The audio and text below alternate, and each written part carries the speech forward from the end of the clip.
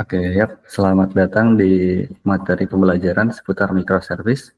Saat ini kita akan membahas salah satu konsep terbaru dalam arsitektur microservice, yaitu service mesh. Nah, oke, mari kita mulai. Oke, nah, service mesh adalah salah satu topik yang cukup hangat dalam dunia arsitektur microservice akhir-akhir ini. Nah, ini ditandai dengan semakin banyaknya produk, implementasi, dan juga artikel yang membahasnya. Namun ini juga menjadi salah satu konsep yang sering disalahpahami. Nah, agar kita bisa benar-benar memanfaatkan service mesh, kita harus memahami dengan jelas kegunaannya, kapan kita harus menggunakannya, dan kapan sebaiknya tidak digunakan. Nah, jadi apa sebenarnya service mesh itu? Nah, secara singkat, service mesh itu mengelola semua aspek komunikasi antar service dalam arsitektur microservice. Nah, selain itu, service mesh juga menyediakan layanan tambahan yang akan kita eksplorasi nanti, dan biasanya tidak bergantung pada platform tertentu. Oke, mari kita bahas lebih dalam lagi. Nah, untuk memahami motivasi di balik service mesh, kita harus mengerti dulu nih, apa masalah yang ingin diselesaikan oleh service mesh ini. Nah, seperti yang mungkin sudah kita pahami, microservice sering berkomunikasi satu sama lain. Nah, kita sudah membahas tentang komunikasi ini di slide-slide sebelumnya, bahkan mendiskusikan beberapa pola komunikasi seperti gateway dan juga service recovery pada sesi-sesi sebelumnya. Oke, karena sistem microservice terdiri dari komponen-komponen yang saling terhubung dan beroperasi di luar proses utama, aspek komunikasi ini akan menjadi sangat penting. Nah, jika aspek ini tidak dikelola dengan baik, seluruh sistem bisa jadi gagal, terlepas dari seberapa baik kualitas masing-masing service. Nah, sekarang ketika kita sangat bergantung pada komunikasi antar service, kita harus menyadari tantangan yang muncul. Beberapa yang paling menonjol adalah timeout, di mana respons dari service kita tidak kembali tepat waktu. Lalu ada juga security untuk memastikan bahwa data yang dikirim antar service seaman mungkin, dan jika memungkinkan ada autentikasi yang aman di service-service tersebut. Nah, kemudian ada retry, di mana kita ingin melakukan pengulangan jika komunikasi gagal di percobaan pertama.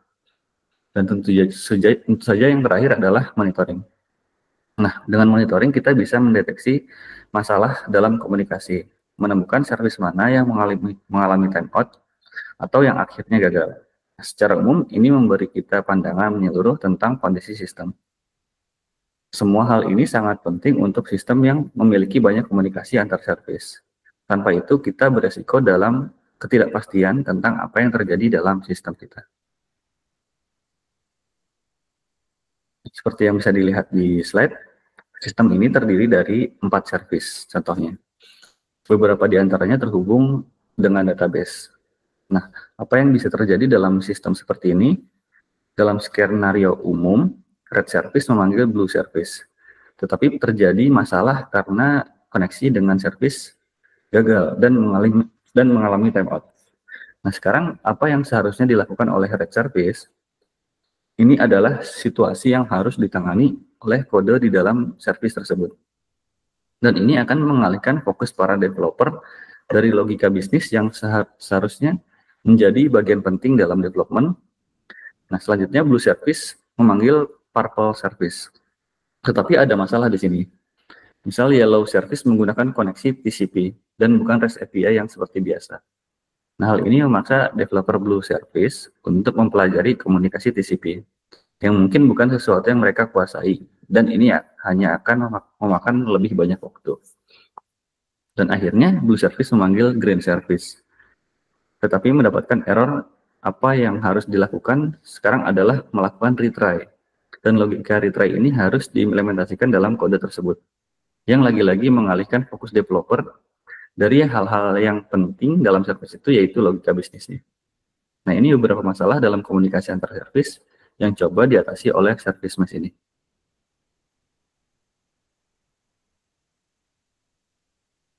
Nah, jadi apa sebenarnya service mesh itu? Nah, pada dasarnya service mesh adalah kumpulan komponen perangkat lunak yang berada di dekat setiap service dan mengelola semua komunikasi antar service. Jadi semua tugas yang berhubungan dengan komunikasi dan troubleshooting akan ditangani oleh mesh ini. Nah, service mesh menyediakan semua layanan komunikasi dan membebaskan service dari urusan tersebut. Jadi service hanya perlu berinteraksi dengan service mesh dengan cara yang standar dan mudah. Service tidak perlu tahu soal detail seperti utilisasi, error, protokol, monitoring, dan juga semua hal yang diurus oleh service mesh. Dari sudut pandang service, hanya ada satu endpoint standar yang merupakan bagian dari mesh. Apa yang terjadi setelah itu sepenuhnya menjadi urusan mesh. Nah, dengan cara ini, service bisa fokus pada logika bisnis, tanpa terganggu oleh masalah komunikasi. Ya, jadi layanan apa aja yang disediakan oleh service mesh? Nah, berikut ada di antaranya ya. Sebenarnya daftarnya cukup panjang. Tapi yang pertama mungkin ada protokol conversion. Nah, ini berarti mesh dapat mengkonversi komunikasi HTTP seperti REST API menjadi protokol lain yang kurang konvensional mungkin ya, seperti TCP dan juga sebaliknya. Nah, berikutnya ada communication security. Nah, menggunakan mekanisme ini akan dienkripsi dan menjaga keamanan komunikasi antar service. Nah, kemudian ada juga authentication. Nah, ini menggunakan salah satu mesin atau autentikasi yang dimiliki organisasi seperti Active Directory. Nah, kemudian ada reliability. Nah, ini menangani berbagai aspek kesalahan yang bisa terjadi selama komunikasi antar service seperti timeout, retry, health check, circuit breaker, dan juga lain-lain. Nah, kalau teman-teman belum tahu apa itu circuit breaker atau circuit breaking, jangan khawatir, kita akan bahas sebentar lagi. Nah, kemudian monitoring. Nah, seperti yang sudah disebutkan sebelumnya, ini memberikan gambaran menyeluruh tentang jaringan dan apa yang terjadi dengan service di dalamnya. Nah, kemudian ada service discovery. Salah satu pola komunikasi yang sudah kita bahas sebelumnya, yang menyediakan loose coupling antar service.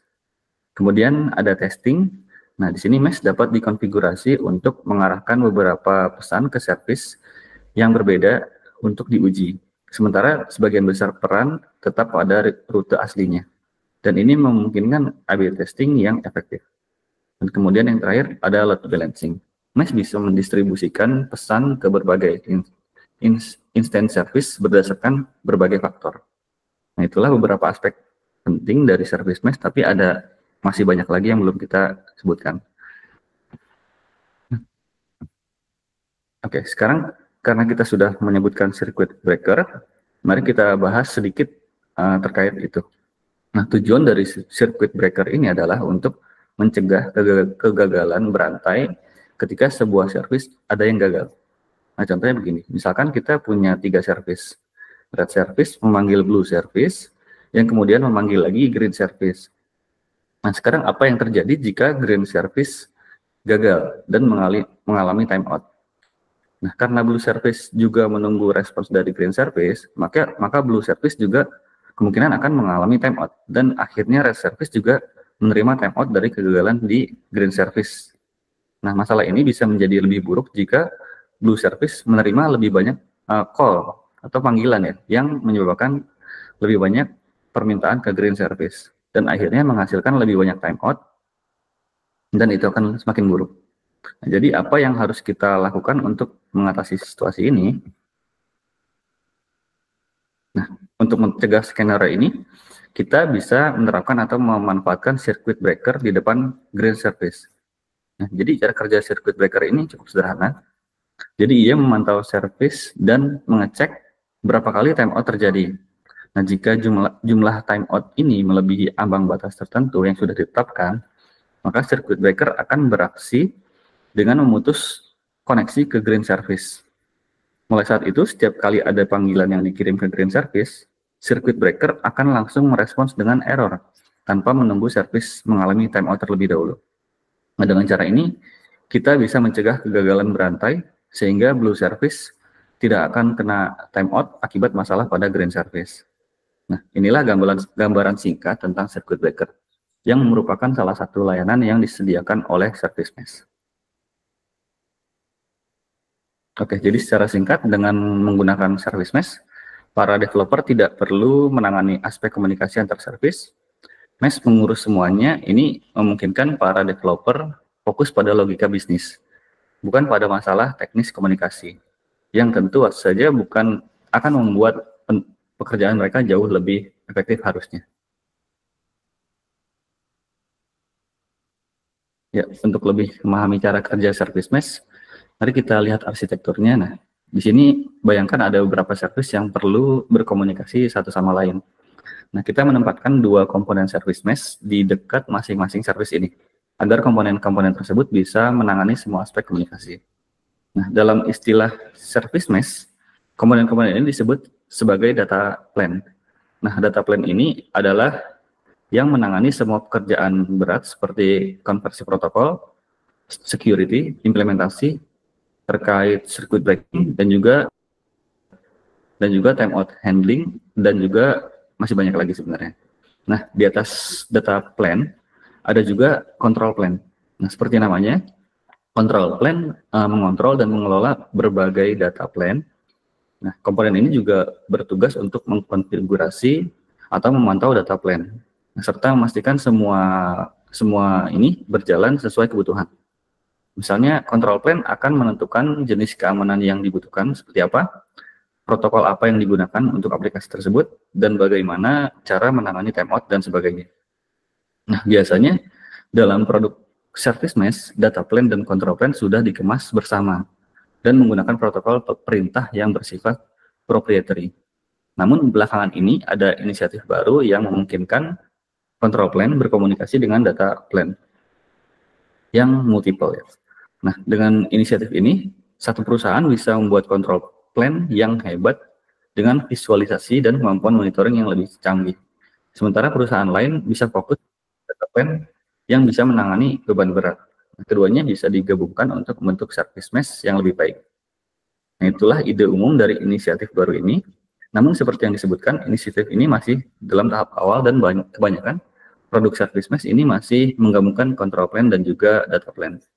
Nah, jadi itulah dua blok bangunan utama dari setiap service mesh. Oke, ketika membahas service mesh, biasanya ada dua tipe utama yang sering dibicarakan ya. Kedua tipe tersebut adalah in process dan juga sidecar. Nah, mari kita lihat perbedaan dari kedua tipe ini. Ya, mari kita bahas lebih dulu mungkin tentang in process di service mesh. Nah, pada jenis ini kita memiliki service yang beroperasi dengan service mesh yang diimplementasikan sebagai komponen perangkat lunak yang menjadi bagian dari proses service itu sendiri.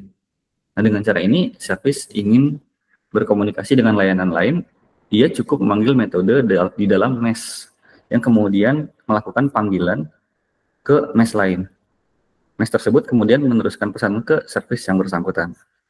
Nah, mungkin Anda sudah bisa menebak mengapa jenis ini disebut in process. Service mesh ini adalah bagian dari proses itu sendiri. Nah, sehingga tidak diperlukan komunikasi antar proses untuk menggunakannya. Nah, pendekatan ini memungkinkan pengembang untuk memiliki kontrol yang lebih baik atas komunikasi antar layanan dan dapat mempercepat pengembangan tanpa harus berurusan dengan overhead yang terkait dengan komunikasi antar proses. Nah, jenis lainnya ini ada sidecar. Nah, dengan pendekatan sidecar, kita tetap memiliki service, tetapi kali ini service mesh diimplementasikan sebagai komponen yang terpisah dari proses service itu sendiri. Jadi ketika sebuah service ingin berkomunikasi dengan service lain, dia pertama-tama melakukan panggilan jaringan ke mesh yang terkait dengan service-nya dulu. Nah, kemudian komponen mesh itu akan melakukan panggilan ke komponen mesh lain yang ingin dihubungi. Dan komponen ini akan memanggil service yang dimaksud. Nah, pendekatan ini disebut sidecar karena komponen mesh terletak di dekat service. Seperti halnya sidecar pada sepeda motor dan tidak berada dalam proses service itu sendiri. Keuntungan dari pendekatan ini adalah pemisahan logika, komunikasi, dan juga logika bisnis. Nah, sehingga pengembang bisa lebih fokus pada pengembangan fitur di service tanpa terganggu oleh masalah komunikasi. Nah, ini juga memungkinkan fleksibilitas yang lebih besar saat mengelola berbagai jenis layanan dan juga protokol. Nah, sekarang mana yang lebih baik? Nah, haruskah kita memilih in process atau sidecar dalam service mesh? Nah, mari kita bandingkan keduanya dan lihat kelebihan dari masing-masing pendekatan. Nah, kelebihan utama yang paling jelas dari pendekatan in process adalah kinerja. Dengan pendekatan in process, kita hanya akan melakukan satu panggilan jaringan saat menggunakan service mesh. Nah, ini adalah panggilan yang dilakukan antar komponen mesh itu sendiri tanpa ada panggilan jaringan antar service dan komponen mesh. Jadi karena keduanya berada dalam proses yang sama. Nah, di sisi lain, kelebihan dari pendekatan sidecar adalah yang pertama ada platform agnostik. Nah, karena service mesh berada di luar service itu sendiri, kita tidak perlu khawatir tentang bagaimana mesh tersebut diimplementasikan. Nah, misalkan jika service dikembangkan menggunakan .NET dan mesh diimplementasikan menggunakan Node.js, itu tidak jadi masalah karena mereka tidak perlu berbagi proses yang sama. Artinya kita terbuka untuk lebih banyak implementasi service mesh tanpa memandang platform yang digunakan oleh service. Keuntungan yang kedua ada code agnostik. Nah, ini berarti kode service tidak perlu diubah untuk menggunakan mesh, khususnya yang sidecar. Nah, dari sudut pandang service, ia hanya melakukan panggilan ke service eksternal seolah-olah yang mengekspos API standar. Service bahkan tidak perlu tahu bahwa API tersebut ternyata adalah milik service mesh yang melakukan routing, validasi, dan lain-lain. Bukan hanya sekedar panggilan sederhana. Ketika mesh adalah bagian dari proses service, kode service harus dimodifikasi untuk mengakomodasi komponen perangkat lunak dan harus menyadari metode antarmukanya. Ini tidak berlaku untuk sidecar. Nah, karena keuntungan ini, implementasi sidecar jauh lebih populer dibandingkan dengan implementasi in process. Oke, kita sudah bahas konsep di balik service mesh ini. Nah, arsitekturnya dan berbagai jenisnya. Nah, sekarang mari kita lihat apa saja implementasi service mesh populer yang bisa teman-teman gunakan dalam sistem berbasis microservice. Nah, sebenarnya ada cukup banyak implementasi service mesh. Sebenarnya bukan ratusan, tapi ada puluhan. Dan yang baru terus-menerus muncul harusnya. Nah, kita akan membahas yang paling populer. Dan sebaiknya memilih salah satu dari daftar ini. Seperti yang bisa dilihat, ada implementasi in process dan juga sidecar. Dan seperti yang telah kita bahas sebelumnya, sidecar adalah yang paling populer atau yang lebih populer. Selain itu, sebagian besar implementasi ini bersifat gratis, meskipun tidak semuanya. Dan yang terpenting, jangan coba-coba untuk mengembangkan service mesh sendiri, itu hanya membuang waktu. Nah, sebaiknya para pengembang fokus pada logika bisnis spesifik daripada mengimplementasikan hal-hal tingkat rendah yang sudah lebih baik dilakukan oleh produk yang sudah ada. Oke. Nah, mari kita mulai dari implementasi sidecar dulu. Yang seperti telah kita sebutkan adalah pendekatan yang lebih populer.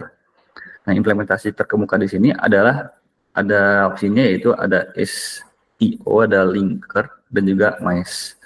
Nah, SEO ini mungkin adalah yang paling populer dan dirancang untuk bekerja dengan kontainer yang dikelola oleh Kubernetes.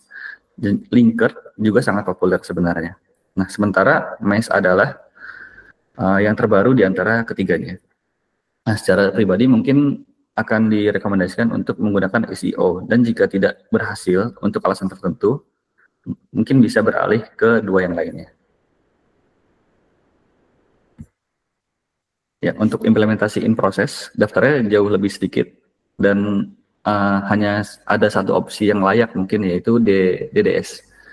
Meskipun mereka tidak menyebut diri mereka sebagai layanan mesh, DDS ini adalah layanan mesh in process yang menekankan pada kinerja.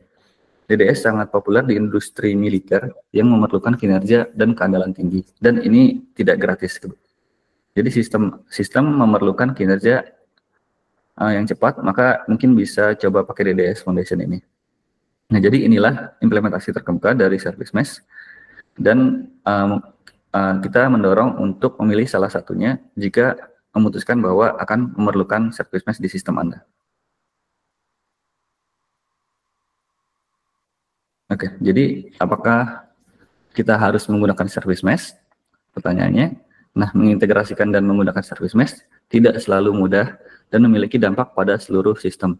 Nah, penggunaan ini bukan keputusan yang harus diambil dengan ringan, karena teman-teman harus benar-benar yakin bahwa ini adalah opsi terbaik.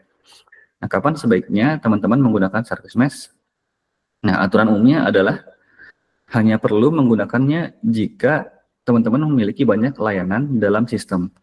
Nah, teman-teman akan saling berkomunikasi intensif. Nah, dalam skenario ini, di mana banyak komunikasi akan terjadi, resiko menghadapi masalah yang disebabkan oleh komunikasi akan semakin meningkat, dan mungkin ini saat yang baik untuk mempertimbangkan service mesh.